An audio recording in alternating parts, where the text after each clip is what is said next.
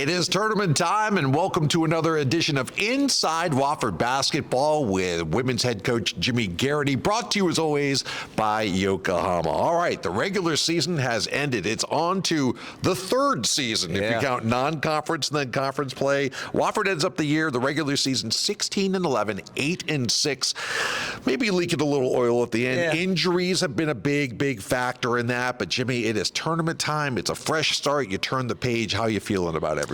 I mean, feel good. You look at the calendar. Holy cow, it's March. Like, I don't know where February went. But yeah, tournament time. So really exciting time of year for all teams. And this is what you play for, to get to, hopefully have a long stay in Asheville and play well and gel at the right time. And, this tournament is going to be, it's going to be exciting. 1 through 8 is so evenly matched, and I think anybody can win 3 games up in Asheville. It has been a roller coaster ride. I know, man, physically and mentally for you and your players, without Rachel Rose, obviously, with Helen Matthews suffering an injury. How have your players adapted to their new reality a little bit? Well, everybody's role has changed, right? It's changed multiple times this year. So now that Helen is out and we only have 8 healthy players, their role changes again. Mm-hmm. And so, but I told them the other day that they just keep impressing me. Like, they play so hard, and they fight. They're tough. They never give up. And we've gone through some stretches where we've played really well, and then we've gone through some stretches where we struggled a little bit. But at the end of the day, I think all that will help us in Asheville. All right, coming up, we'll take a look at the Southern Conference bracket. We will certainly recap the last few games here of the regular season and tournament time, and hopefully playing 3 games in 4 days. What goes into all that preparation? It's next here on Inside Wofford Basketball.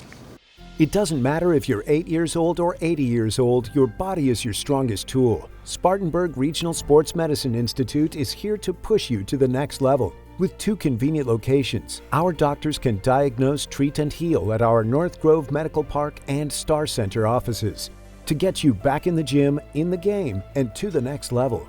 We never quit because you never quit. For more information, call 560-BONE. Welcome back, everybody. So entering February, you were 6-0 in conference play at one point, and you were getting everybody's attention. You were getting everybody's best shot. What was working so well for you guys at the beginning of conference play? Well, I think it was, with the injuries that we had, people got thrown into new roles, and they weren't thinking. They were just playing. They were just out there hooping, and I think that was really good for us. And I think some teams may have overlooked us a little bit. But our defense during that stretch of January, man, we were really good defensively and rebounding the ball and taking care of the ball. The second half of the conference season, we were on the road. We only had 2 home games, and it's different. It's harder to play on the road. People usually play their best basketball in their own gym, so we kind of got a little bit of mix of that. But again, I think our players have handled it really well, and with a positive attitude, and you can bet they play hard day in and day out. I think the Western Carolina win at their place was a good example of that. A team that was down in the standings, but a team that knew they were playing Wofford. And they got up for that. And that one went to the end. You had to come back from behind after they made a run late in the fourth quarter. And Helen Matthews does what Helen Matthews does, and just cool as a cucumber at the end. And we've talked so much about Rachel. We've talked so much about Helen coming back for a 5th year. But how comforting was it in that late game situation to say, let's see what Helen can do here? Well, she didn't panic at all, and our first look was to go inside to Evangelia, and then once that didn't happen, they guarded that well, get the ball to Helen, and hey, everybody else just clear out, and you got to go make a play. Mm-hmm. She had it in her left hand, continued to drive, and got the advantage, and just an unbelievable play at the end to make the shot, to win the ball game for us, really, after we kind of had that game in hand for the majority of the time. And then give Western credit, they came back and they started making plays and getting defensive stops. That Sanford game that followed, as you mentioned, Evangelia Polk, that was really kind of a fulcrum game for Wofford. First of all, let's talk about and the triple-double, the second in school history. Her game has just developed on so many, both ends of the floor, but you keep forgetting she's only a sophomore, but she's really turned into one of your leaders. Oh, she's a heck of a player. She's had an outstanding season. And that triple-double, usually it's, points, rebounds, and assists. And she got it in steals. She's one of the best defenders in the league, one of I think she leads the league in steals, also one of the tops in the country in steals. But her game, just her overall game, has just blossomed, and she's a tireless worker, working on her craft. She improved her outside shooting. She's always been really strong and physical and just gifted with a knack of knowing where the ball is going to be. So, but she's just been a joy to coach, and her leadership, I think, has been outstanding, the way she's taken the freshmen under her wings, and I think they really look up to her, and that part has been pretty special. Yeah, unfortunately, that Stanford game was significant for another reason. Helen Matthews going down with the upper body injury. I know she is going to be bugging you all week trying to get in there. It's, you look at the two seniors, you look at Rachel, look at Helen. What are some of the things that they can do when they're not playing, unpaid assistant coaches, so to speak, and maybe help everybody out, kind of get forward the message that you're trying to get across to them? And they've been through it too. You know, they've been on the floor doing that, and it was, senior night, neither one of them got to play, and it's, probably doubtful we'll have Helen this weekend. But those two, during timeouts in the huddle, they typically get the team before the coaching staff gets in there and just give them a little bit of positive nuggets and feedback of what they can do or what they can expect. And our players really feed off of that.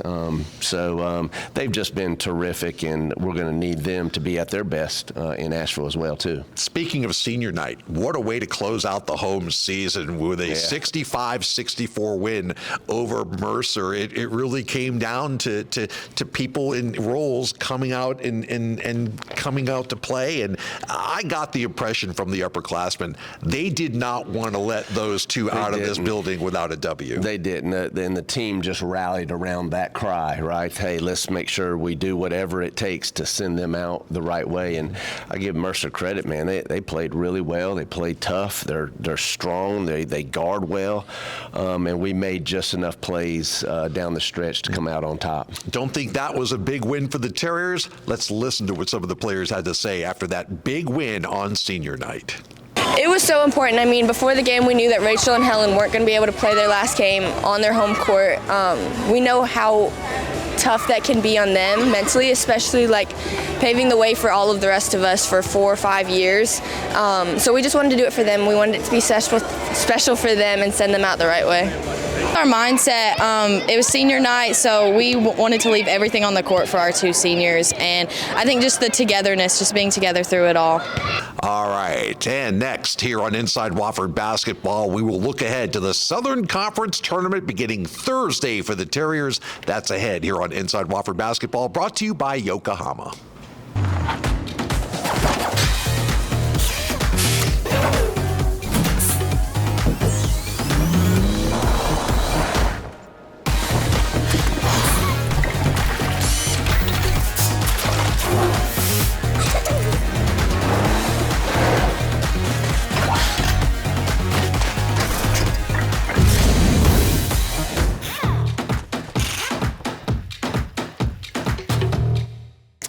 Welcome back. All right, it all begins Thursday afternoon/evening. I think it's a 5:45 tip-off in Asheville for Wofford, the number 4 seed against number 5 Sanford. You split 2 games, both teams winning on their home floor. They were a little shorthanded in their home game. You were a little shorthanded in this game. This is the rubber match. What challenges do the Bulldogs present to you?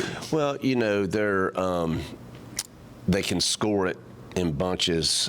They got a good inside game with Emily Bowman and Ramil. They shoot it really well. They got one of the best freshmen in the league, one of the best sophomores in the league. I think they're both going to be all conference players. And when we were at Sanford, the first game, I thought that has been our most complete game, offensively and defensively. I thought we were really, really good. Yeah, held them to 49 points, I believe, And we really scored it well, too. We had great ball movement. We shared the ball. We hit people in the pocket. the game here, Helen went down with the injury, so now we're too short. I'll give the credit to Sanford. Like they just put it to us. They defensively, they were really, really good. We made some pretty uncharacteristic mistakes, and we didn't take care of the ball. I think we had 26 turnovers or more, and that's you just can't expect to win when you turn the ball over that many times. So we're going to have to take care of the ball up there, and we're going to have to defend and rebound, and hopefully, we make enough shots down at the end we can come out on top. Looking at the bracket overall, UNCG is the number 1 seed, but top to bottom, this league's been very competitive. Does anything jump out at you about when you look at the 8 teams, how they're matched up against each other? Do you think it's going to go chalk, or do you think it could get crazy out there? I think it might get crazy. Who knows? I think regardless, you're going to have to play your best game to win. You're going to have to shoot the ball fairly well. You're going to have to play good, solid defense, take care of the ball, and then rebound. And typically, those teams that do that better and the tougher team is probably going to win up there. And I'm telling you, 1 through 8, it's going to be a great tournament. It's going to be exciting matchups. I think anybody could win it. Finally, we hope we're playing 3 games in 4 days, making it to the championship game on Sunday. How much do you rely on not only your basketball staff and Mike and Trent and Ashley, with the preparation in a quick turnaround situation, but TJ Bell and Lindsey Wilson, your strength conditioning coach, your trainer? How important is that whole team getting the players recovered, hydrated, rested, and ready to go again on short notice? Well, TJ and Lindsey, they both do a phenomenal job. They're really good at what they do, and our players really appreciate all that they do for us. And, just having 8 healthy bodies and the quick turnaround. So if we're fortunate enough to win that, we play the last game on Thursday, but we'll play the very first game on Friday. That is a quick turnaround. So we're going to have to get back to the hotel, ice baths, get some feel-good stuff. Lindsay will be doing her craft to help all our players feel at their best. But again, I think you're going to have to be going a little bit on adrenaline and just fumes. Well, all I can say is I'm going to borrow a line from my broadcast partner, Tom Henson. Pack heavy. Yeah. Pack for 4 nights, because this should be a good one. Yeah, and I think so. Special thanks to our video staff, obviously, and Wyatt Street, our sports information man that gets all the numbers our way. And thanks to you and your staff. It's been great, and it's not over yet. You guys are a joy to work with, and we will have all the women's games on the Wofford Digital Radio Network beginning Thursday. Best of luck to you, and let's go get them in Asheville. Thanks, Jim. All right. For Jimmy Garrity, I'm Jim Noble. Thanks for watching all season long, and we will see you next year on Inside Wofford Basketball.